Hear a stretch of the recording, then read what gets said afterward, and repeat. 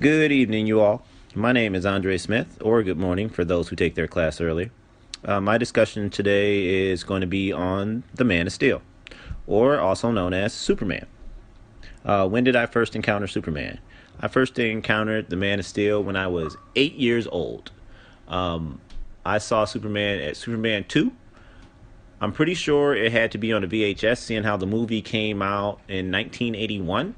For those that have seen it or that are as old as I am, that movie, like I said, came out in 1981. It had the first Superman, which was Christopher Reeves.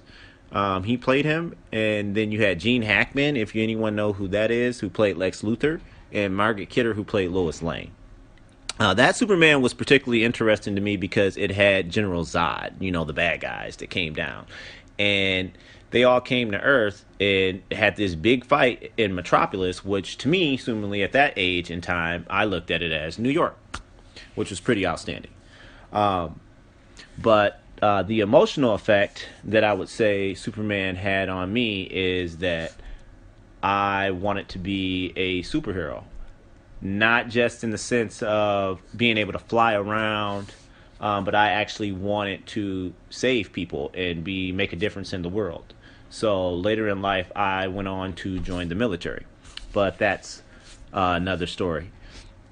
Why is Superman one of my favorite characters? I would say Superman is one of my favorite characters because of what he stands for and what he does. He has all the power in the world. He's no part of our world, not even from our world, but he would save our world a million times over with no questions asked, putting his own life at risk, even if the villain is more powerful than him, which I find that quite amazing. A lot of men or women can't stand up and say the same.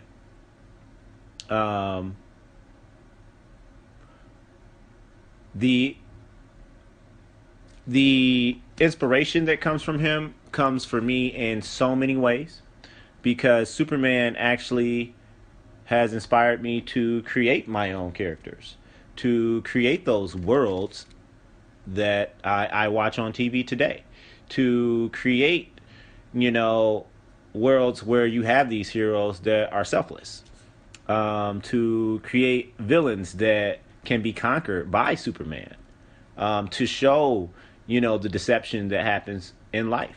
Because a lot of the things that happen in Superman's world outside of alien and villains is actual things that's happening on the planet. Him saving or stopping wars. He deals a lot within the United Nations or within the United States. So he's not really completely political or anything at all. But at the same time, he does deal with world issues. So for me, again, he's my biggest inspiration as far as my art goes. I'm also a collector. He got me into collecting. So within collecting and within my art, he actually was my total inspiration behind becoming an animator.